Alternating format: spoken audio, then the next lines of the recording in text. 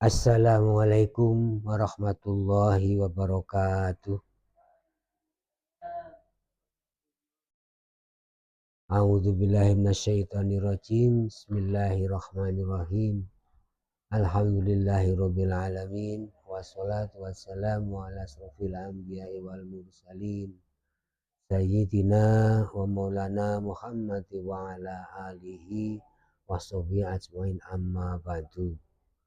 Saudaraku, para pencari Tuhan dimanapun berada, jumpa lagi dengan Teguh Marifat Channel dalam pembahasan metodologi metafisika, metodologi agama, perspektif tasawuf eksakta ilmiah wa amaliyah. Pada kesempatan kali ini mengambil judul Rasul Kekinian, Teknologi Adaptasi Dimensional. Sebenarnya kata teknologi itu lebih tepat adalah aparat. Saudaraku, sebelumnya kami sampaikan salam takzim, salam hormat, salam khidmat yang setulus-tulusnya keharibaan ayahanda guru mursyid walia mursyida, dan salam cinta bakti kepada yang mulia Abangda Guru. Kemarin kami sudah mengambil judul syarat berjalin komunikasi wajib setara dimensinya. Karena antara manusia dengan Allah beda dimensi yang jaraknya tiada terhingga. Pada akhir kami sampaikan bahwa Al-Quran yang qadim, wahyu, roh, dan nur adalah satu sifat wujud yang sama, sifat wujud yang satu yang berfungsi sebagai penghantar atau wasilah untuk berjalin atau berhubungkan dengan Allah, yang dipresentasikan dengan wajah Rasul, yaitu Rasulun min anfusikum. Yang dimaksud wajah di sini adalah wajah sebagaimana dalam ayat kullu syai'in halikun illa wajhahu. Jadi bukan wajah seperti wajah kita yang sekarang ini. Rasul diturunkan di dunia sesuai golongannya.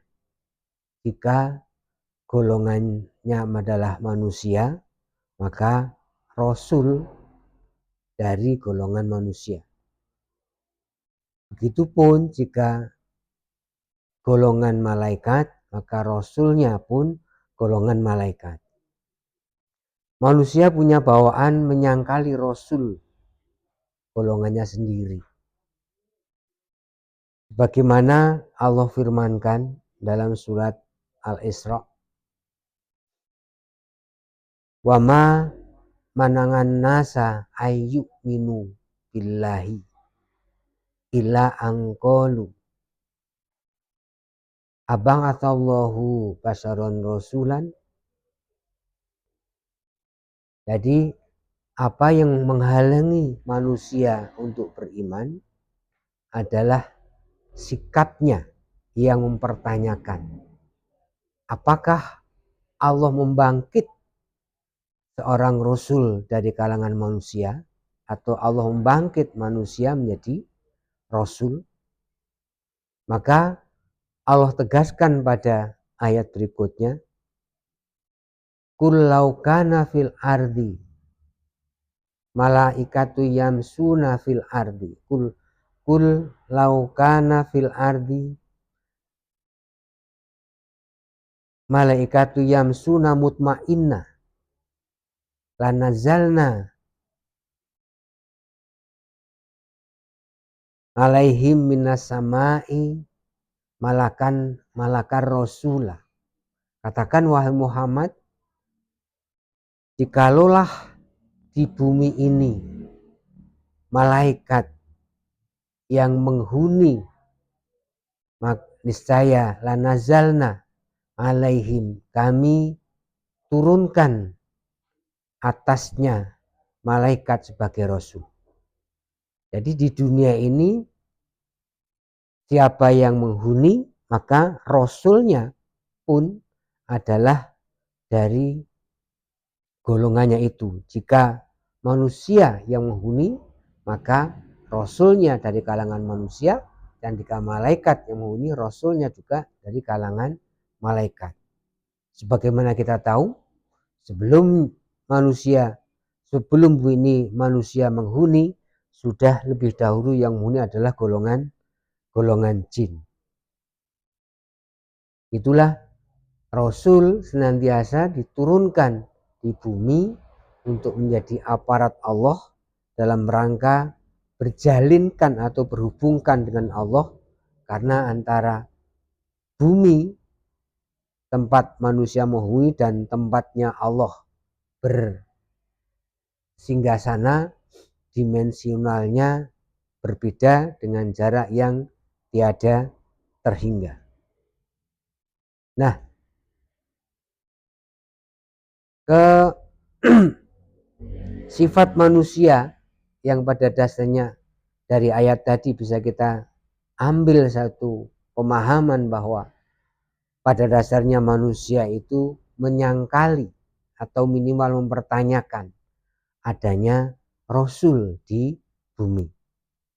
Ini bukan saja terjadi pada zaman sekarang ini, melihat dari ayat ini, dan dahulu pun juga golongan manusia itu mempertanyakan, bahkan kalau bisa menyangkali adanya Rasul yang itu merupakan utusan dari Allah untuk menjalin atau menjadi penghantar atau menjadi wasilah dalam rangka berkomunikasi atau berjalin atau berhubungan dengan Allah, karena sifat dimensionalnya, wujud dimensionalnya sangat berbeda jauh, yang tidak mungkin antara manusia di bumi langsung Allah bisa berkalam langsung dengan manusia. Demikian juga orang mukmin yang tergolong fasik. Fasik itu adalah orang mukmin yang putus ingat dengan Allah.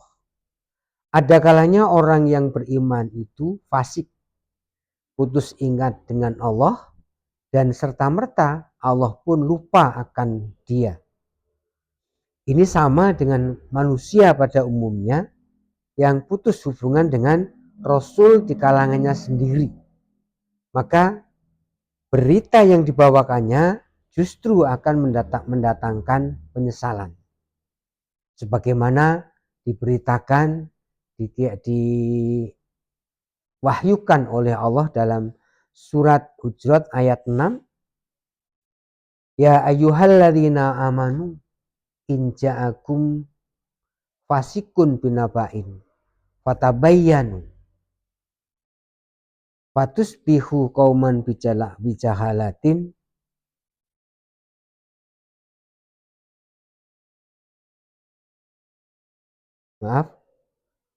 antusibu qauman bijahalatin fatusbihu ala ma fa'atum nadim. Jadi kalau golongan fasik ini membawa berita, maka beritanya justru akan menjadikan penyesalan. Dan golongan fasik inilah yang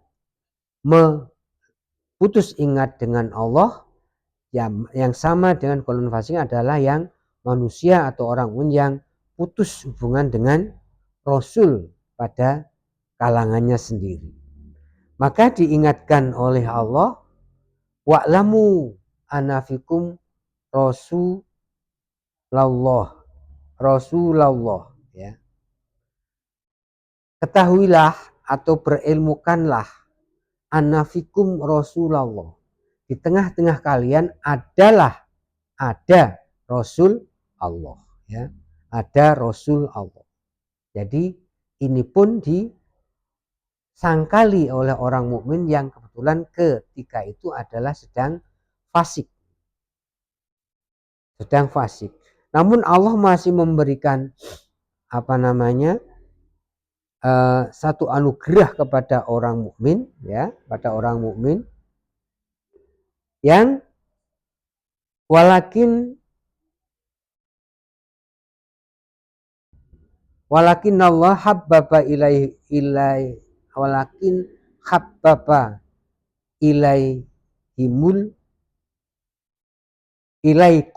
iman, ya. Walakin habbaba ilaikumul imana, akan tetapi Allah membuat senang kepada kalian iman. Wazayanahu fi qulubikum, dan buat iman itu indah di dalam hati kalian. Wa karroha ilaikumul kufro wal fusuko wal isyana, ya, dan membenci atau anti atau pantang pada kalian kufur, fasik, dan isyana atau maksiat, ya. Maksiat itu menyangkali. Ulaika humul rasyid, itulah orang-orang yang lurus, itulah orang-orang yang rasyid. Jadi ada kalanya ketika orang mukmin itu fasik, dia juga menyangkali akan adanya Rasulullah di kalangan mereka sendiri. Akan tetapi Allah masih punya kasih untuk memberikan rasa cinta iman di dalam hatinya dan membuat iman itu indah di dalam hatinya, dan serta seiring dengan itu membenci terhadap kekufuran, kefasikan, dan kemaksiatan. Itulah orang yang mendapatkan sifat yang lurus atau rasyid, ya, atau kata lain juga mursyid atau mursyid. Jadi penyangkalan terhadap keberadaan Rasul kekinian pun itu senantiasa akan terjadi. Tidak juga zaman sekarang, zaman dulu pun juga terjadi. Tidak juga pada orang manusia biasa, tapi orang mukmin yang lagi fasik juga terjadi adanya penyangkalan terhadap Rasul, di mana Rasul itu adalah aparat Allah atau utusan Allah untuk menjadi wasilah atau penghantar atau menjadi konduktor atau menjadi channel dalam hubungan antara manusia dengan Allah yang karena sifat dimensional sangat berbeda, bahkan berjarak yang tiada terhingga. Rasul itu ada di setiap umat. Rasul ada di setiap umat, namun ini juga didustakan oleh golongan musyrikin. Sebagaimana dalam surat Nahl ayat 35, wa qala alladziina asyraku, jadi orang-orang yang musyrik berkata, atau sifatnya itu berkata yang kalau bahasa Jawanya itu maidu, bahasa Indonesia itu apa maidu itu? Ya kurang berkenan lah, tidak sreg.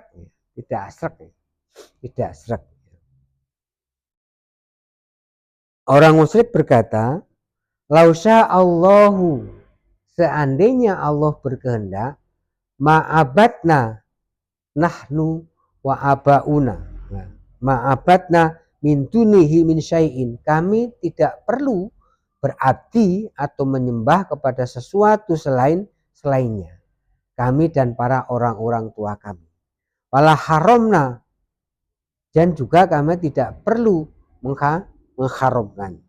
Nah, itulah pokal itu perilaku, ya, perilaku orang-orang terdahulu. Kadzalika fa'alal ladzina min qablihim, ya. Itu pokal atau perilaku orang-orang terdahulu yang maidu mempertanyakan, mempermasalahkan akan keberadaan Rasul.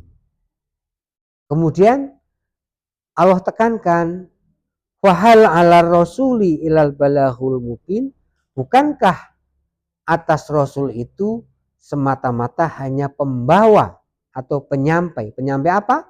Penyampai risalah atau penyampai wasilah atau pembawa risalah atau pembawa wasilah atau pembawa channel yang sebenar-benarnya. Jadi Rasul itu tidak akan mempengaruhi sikap perilaku dan vokal karena Rasul semata-mata hanya pembawa wasilah, yaitu penghubung atau penghantar antara manusia, orang dengan Allah. Kemudian Allah tegaskan, walaqad ba'atsna fi kulli umatin rasulan. Dan kami sungguh-sungguh pasti telah bangkitkan pada setiap umat itu seorang rasul. Pada setiap umat. Apakah umat itu hanya terjadi pada zaman dulu? Tentunya sekarang juga masih tergolong umatnya Allah. Jadi sekarang pun berarti kalau begitu ada fungsi rasul yang menjadi penghantar, penghubung, channel, konduktor, wasilah antara Allah dan manusia. Allah dengan orang Allah yang di aras, yang bersinggasana di arah sana, dan manusia yang berada di bumi. Jadi ada perlunya ada penghantar. Setiap umat ya. Allah walaqad ba'atsa fi kulli umatin rasulan. Ya. Yang anibutullaha wasanibu tauhid. Ya, yang selalu menyerukan untuk berabdikan, beribadah kepada Allah seraya menjauhi tauhid atau hedonisme atau serba dunia atau serba kebendaan atau selera yang cinta dengan kebendaan. Namun ada sebagian mereka faminhum man hadallahu wa minhum man haqqat alaihi dhalalah. Ada sebagian manusia yang mendapatkan hidayah, ada sebagian manusia yang justru nyata-nyata dalam keadaan sesat. Wasiru fil ardi fangduru kaifa kana akibatul mukadzibin. Dan lihatlah, jelajah sepenjuru bumi, itu semua akibat ulah mukadzibin yang melakukan atau bersikap musyrik. Jadi mukadzibin yang mendustakan, sikap mukadzibin yang mendustakan akan Rasul di setiap umatnya, yang Allah membangkitkan setiap Rasul dan itu didustakan, berarti ada setiap zaman juga ada Rasul. Ada Rasul. Nah, karena itulah Allah tegaskan dalam surat Maidah ayat 35 bahwa Rasul adalah senantiasa dari golongannya sendiri, ya, dari golongan sendiri.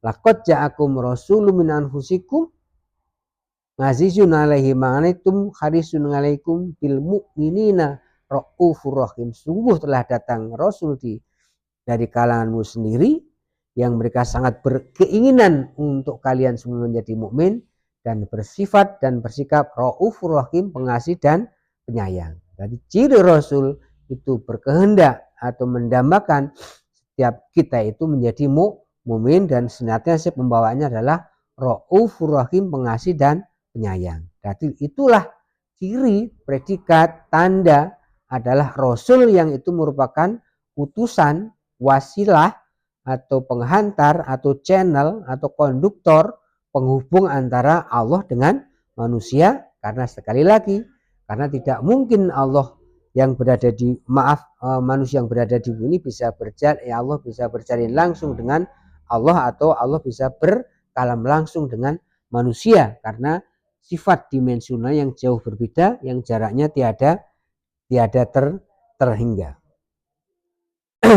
Itulah makanya yang harus kita perhatikan, kita catat dalam surat Ahzab antara Nabi dan Rasul, ya.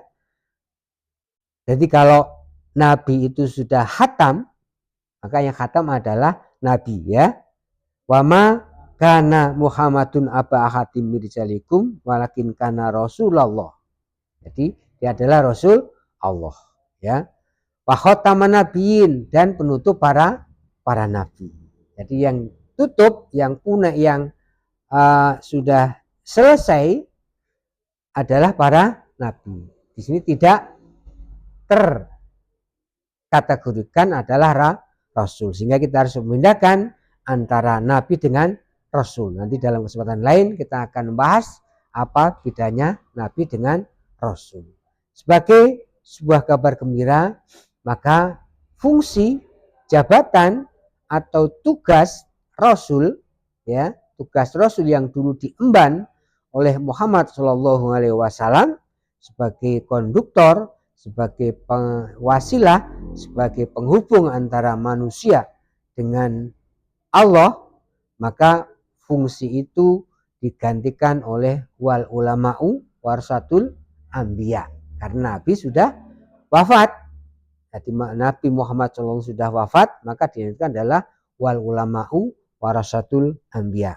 Nanti ada ciri tersendiri apa yang dimaksud dengan wal ulama'u warasatul anbiya. Yang membahayakan fungsi tugas adalah tugas rasul untuk senantiasa berjalin untuk menjadi konduktor supaya bisa terjadi hubungan antara manusia dengan Allah. Kecuali kita berpahaman kita sekarang tidak perlu lagi berhubungan dengan Allah, maka bisa saja kita mengingkari ada rasul di zaman kekinian. Jadi dari 3 kutipan ayat tadi, ya, meyakinkan, menunjukkan kepada kita, menggugah kepada kita, mengembalikan iman kepada kita bahwa adalah rasul di tengah-tengah kita yang itu difungsikan oleh Allah untuk menjadi konduktor atau penghantar. Dan rasul itu adalah menjadi aparat Allah untuk adaptasi atau adjustment dimensional, sehingga terjadi kesetaraan antara manusia dengan Allah. Apakah bentuknya adjustment ataupun adaptasi. Kalau kemarin dalam cerita kemarin Jibril yang turun mengadaptasi diri menjadi manusia, maka ini ada satu dimensi yang pada sifat wujud manusia yang ada di situ, ada channelnya, ada konduktornya untuk bisa berhubungkan dengan Allah Subhanahu wa taala sebagaimana analog, ya, bagaimana analog di rumah kita ada perangkat elektronik, perangkat listrik, maka akan berfungsi kalau itu disambungkan dengan alat penyambung, yaitu meteran yang ada di rumah kita, sehingga rumah kita tersambungkan, teraliri atau dihidupkan dengan muatan listrik, yang tidak mungkin alat listrik di rumah kita nyambung langsung ke sumbernya, ya, sumbernya. Karena listrik kita adalah dengan kekuatan 120 volt, maka di sumbernya di sana ada ribuan volt yang tidak akan mungkin, sehingga terjadi adaptasi atau adjustment. Itulah kira-kira fungsi atau analog, ya, analog. Ada meter PLN yang ada di setiap rumah, itu adalah sebagai aparat atau teknologi untuk bisa bersambungkan dengan sumber energi yang ada di pusat pembangkit, yang kita tahu apakah di Paiton atau di Suryalaya di sana. Kita nggak tahu tempatnya di mana. Itulah sebagai satu perumpamaan dalam rangka adaptasi atau adjustment supaya bisa berjalin atau berhubungan antara manusia di bumi dan Allah di puncak aras yang bersinggasana di aras. Demikian, nanti kita akan lebih jauh apa bedanya Nabi dengan Rasul, ya. Nanti akan kita lebih jauh apa itu juga wasilah secara lebih mendetail. Demikian, kiranya bermanfaat. Ilahi anta maksudi waridhokal matri. Assalamualaikum warahmatullahi wabarakatuh.